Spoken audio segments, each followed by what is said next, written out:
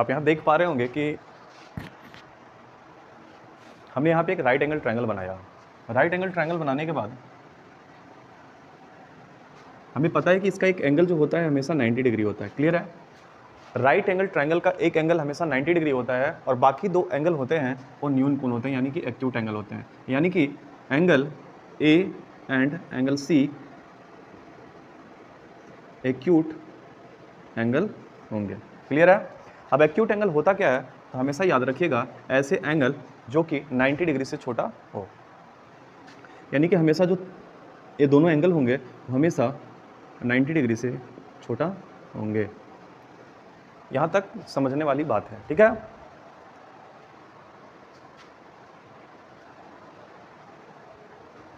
अब समझते हैं, हम यहाँ पे ध्यान से देखेंगे कि राइट एंगल ट्रायंगल हमने बनाया है। इसमें आपको दो चीजें नजर आ रहा होगा, एक आ रहा है साइड, क्या आ रहा है? साइड्स, और एक एंगल। ये दो चीज के बारे में हम ध्यान से समझेंगे। सबसे पहले आप देख पा रहे होंगे कि इसमें साइड है और एंगल है। तो सबसे पहले हम साइड के बारे में जब पढ़ेंगे तो साइड यहाँ पे 3 साइड है। टोटल कितनी साइड है? 3 साइड है। तीनों साइड के बारे में हम लोग बारी बारी से पढ़ेंगे, उससे पहले हम लोग एंगल को निपटा लेते हैं। सबसे पहले एंगल पे आप ध्यान देंगे कि यहाँ पे एक एंगल है और बाकी दो एंगल है। किसी भी ट्रायंगल में टोटल 3 एंगल होते हैं, ठीक है ना? फर्स्ट, सेकंड और थर्ड। एक एंगल के बारे में हमें पता है कि 90 डिग्री है, और ये भी चीज़ याद रखना है कि किसी भी राइट एंगल ट्रायंगल में जो एंगल 90 डिग्री होता है वो हमेशा फिक्स होता है। कभी भी ये एंगल न यहाँ हो सकता है न यहाँ हो सकता है, इसका जगह हमेशा फिक्स होता है। और बाकी जो एंगल दो बचे हैं वो हमेशा एक्यूट एंगल होते हैं, यानी कि न्यून कोण होते हैं, जिसके बारे में हम बताएं कि वो हमेशा 90 डिग्री से छोटा होते हैं। क्लियर है? अब हम बढ़ेंगे साइड की ओर। तो साइड में हम देख पा रहे हैं कि यहाँ पे 1 2 3 साइड है, तो तीनों के नाम हम जानेंगे कि क्या क्या यहाँ पे बोला जाता है। तो याद रखिएगा, इस साइड को हम लोग परपेंडिकुलर कहते हैं, इस साइड को हम लोग बेस कहते हैं, और इस साइड को हम लोग हाइपोटेनस कहते हैं। ये जो लाइन दिख रहा है आपको 90 डिग्री पे जो लंब दिख रहा है, इसको हम लोग परपेंडिकुलर, नीचे का जो लाइन है उसको बेस, और जो दोनों के ऊपर पड़ा हुआ है उसको हम लोग हाइपोटेनस कहते हैं। क्लियर है? अब एक मोस्ट इंपोर्टेंट बात यहाँ पे समझने वाली है कि क्या हम इस चीज को, इस लाइन को बेस कह सकते हैं, इस लाइन को परपेंडिकुलर कर सकते हैं, इस लाइन को परपेंडिकुलर कर सकते हैं, या फिर इस एज को यहाँ ला सकते हैं। मतलब कहने का मतलब है कि पी बी एच क्या फिक्स होते हैं? तो हाँ, फिक्स होते हैं, लेकिन सिर्फ एक केस यहाँ पे है जिसमें चेंज होते हैं। याद रखिएगा, एच जब 90 डिग्री यहाँ पे फिक्स है तो हम पढ़े हैं, हम लोग जानते हैं कि किसी भी एंगल के सामने का अगर एंगल बड़ा हो तो उसके सामने का साइड भी क्या होता है? सबसे बड़ा होता है। तो इस पूरे ट्रायंगल में 90 डिग्री सबसे बड़ा एंगल है, तो इसके सामने का जो साइड होगा वो भी सबसे बड़ा होगा। तो अब याद रखिएगा, 90 डिग्री और हाइपोटेनस कभी भी चेंज नहीं होता है, हमेशा हाइपोटेनस यहीं पे आएगा और 90 डिग्री हमेशा यहाँ पे आएगा। अब चेंज किसमें होगा? तो चेंज हमेशा बेस और परपेंडिकुलर होता है, और ये दोनों एंगल होता है। सपोज दैट मान लेते हैं 30 डिग्री है और ये 60 डिग्री है। अगर हम बात करेंगे इस एंगल का, तो याद रखिएगा हमेशा परपेंडिकुलर यहाँ होगा। कहने का मतलब है कि जिस एंगल के हिसाब से हम लोग चलते हैं उसके सामने वाला हमेशा परपेंडिकुलर होता है। अगर हमको बोला जाए कि इस राइट एंगल ट्रायंगल में आप इस एंगल से क्वेश्चन को सॉल्व करें, तो याद रखिएगा इसके सामने का जो साइड होगा वो हमेशा परपेंडिकुलर होगा। इस एंगल के लिए परपेंडिकुलर ए हो जाएगा, हाइपोटेनस फिक्स है तो ऑटोमेटिक यहाँ पे बेस आ जाएगा। अगर बात किया जाए इस एंगल का, तो इस एंगल के बात करने के बाद इसके सामने वाला परपेंडिकुलर रहेगा और ये बेस रहेगा, ये बदलेगा नहीं। तो अगर इस दोनों को एक्सचेंज करेंगे, बी यहाँ जाएगा तो पी ऑटोमेटिक यहाँ आएगा। समझ रहे हो ना? तो यहाँ क्या सीखने वाली बात है कि एंगल ए के लिए जो थीटा है कितना है? 30 डिग्री। तो याद रखिएगा यहाँ पे परपेंडिकुलर हमारा पी जो हो जाएगा बीसी हो जाएगा, परपेंडिकुलर बीसी हो जाएगा, और बेस जो हमारा हो जाएगा ए बी हो जाएगा, और एच जो होगा हमेशा ए सी रहेगा। लेकिन हम जब बात करेंगे 4 एंगल सी के लिए, तो थीटा मेरा 60 डिग्री, और हमेशा याद रखिएगा जिस एंगल से चल रहा है उसके सामने का परपेंडिकुलर होगा। तो 60 डिग्री के सामने इस बार ई है, तो यहाँ पे परपेंडिकुलर इस बार ए बी हो जाएगा। चेंजिंग देखने को मिल रहा है, यहाँ पे परपेंडिकुलर बी सी था और यहाँ पे ए बी हो गया, बस यही फर्क पड़ेगा। क्लियर है? चलिए, उम्मीद करते हैं इतना समझ में आया होगा। अब हम आगे चलते हैं, कुछ और महत्वपूर्ण बात को समझते हैं।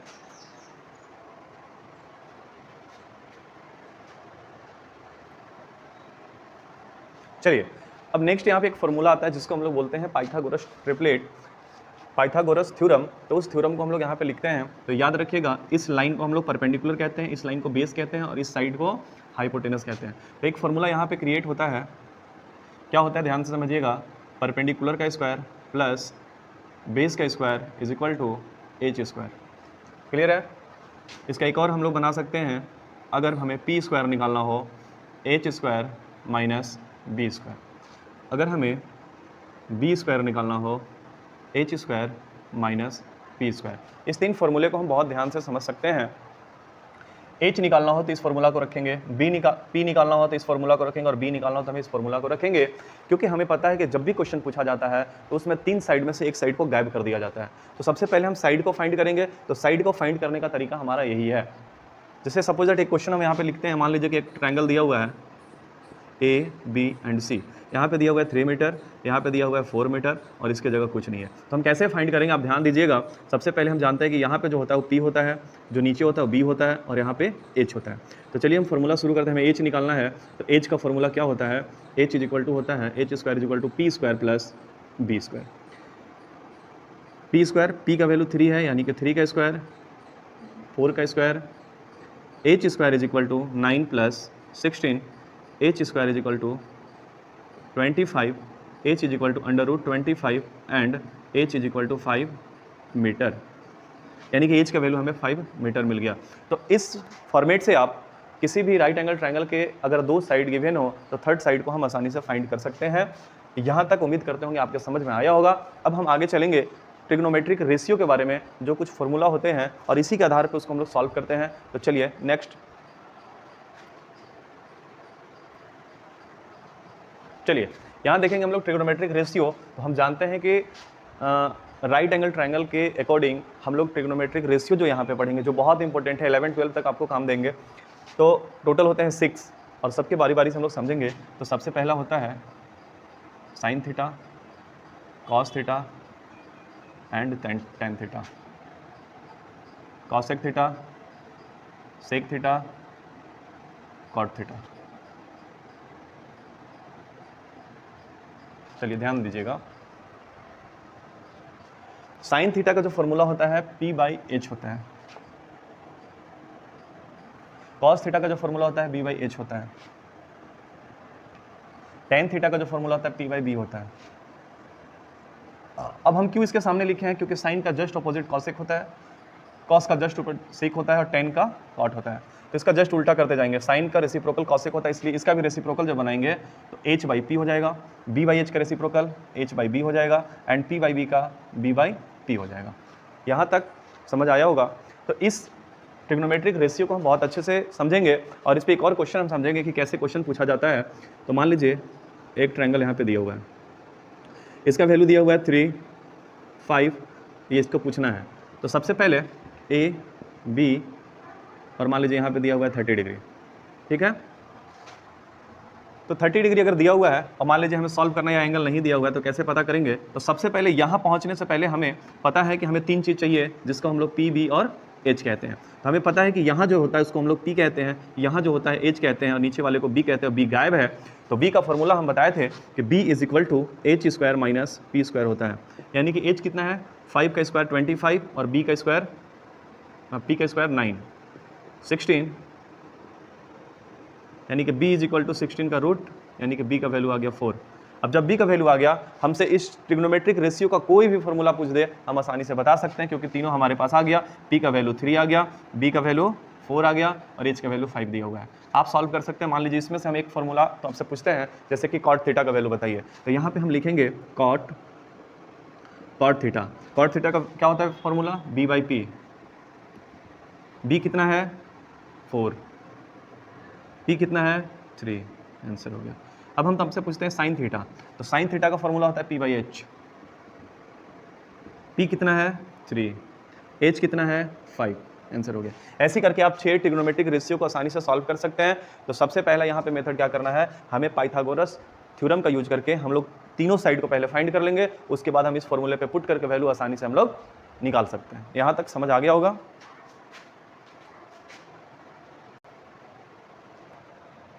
ध्यान से समझिएगा, sine square theta plus cos square theta is equal to 1 होता है, या फिर sine square theta is equal to -1 cos square theta होता है, या फिर cos square theta is equal to 1 minus sine square theta होता है। ये 3 फॉर्मूला एक साथ। Formula number 2, 1 plus tan square theta is equal to sec square theta, या फिर 1 is equal to sec square theta minus tan square theta, या फिर लिख सकते हैं हम लोग tan square theta is equal to sec square theta minus 1। इस 3 फॉर्मूले को एक साथ आप याद कर सकते हैं। फॉर्मूला नंबर 3 लिखेंगे हम लोग cot square theta plus 1 is equal to cosec square theta. Cot square theta is equal to cosec square theta minus 1। Clear है? कॉट हो गया, कॉसेक भी हो गया, 1 इज इक्वल टू लिख सकते हैं cosec square theta minus cot square theta. ये 3 फॉर्मूला आप अवश्य याद कर लें, बहुत बहुत इंपॉर्टेंट है। एक बार आप समझ लेंगे। फर्स्ट में है sine square theta plus cos square theta is equal to 1। Sine square theta is equal to 1 minus cos square theta. Cos square theta is equal to 1 minus sine square theta. बहुत important है। इसके बाद इसके बाद इसको याद करेंगे। चलिए, इसको लिखने के बाद नेक्स्ट हम चलते हैं, कुछ और फॉर्मूला है जिसको हम लोग समझते हैं। यहाँ पे आपको बता दे रहे हैं, एक और फॉर्मूला होता है tan theta is equal to sine theta by cos theta. Cot theta is equal to cos theta by sine theta. इसको भी आप याद कर सकते हैं। अब चलते हैं हम लोग कुछ और फॉर्मूला बारी बारी से देखेंगे। तो चलिए नेक्स्ट फॉर्मूला यहाँ से फिर से लिखते हैं। जैसे कि एक और फॉर्मूला होता है रेसिप्रोकल फॉर्मूला बोलते हैं इसको। यहाँ पे आप ध्यान दीजिएगा, sine theta is equal to 1 by cosec theta. Sine theta into cosec theta is equal to 1। इसको एक साथ, या फिर cosec theta is equal to 1 by sine theta. Clear है? अब नेक्स्ट है tan theta is equal to 1 by cot theta, या फिर cot theta is equal to 1 by tan theta, या फिर cot theta into tan theta is equal to 1। Next है sec theta is equal to 1 by cos theta, या फिर cos theta is equal to 1 by sec theta, या फिर cos theta into sec theta is equal to 1। इस फॉर्मूले, चलिए अभी हमने लिखा था sec square theta minus tan square theta is equal to 1। यहाँ पे लिख सकते हैं हम लोग sec theta plus tan theta, sec theta minus tan theta is equal to 1, या फिर sec theta plus tan theta is equal to 1 by sec theta minus tan theta. ये 3 फॉर्मूला यहाँ पे याद रख सकते हैं। नेक्स्ट है cosec square theta minus cot square theta is equal to 1। Cosec theta plus cot theta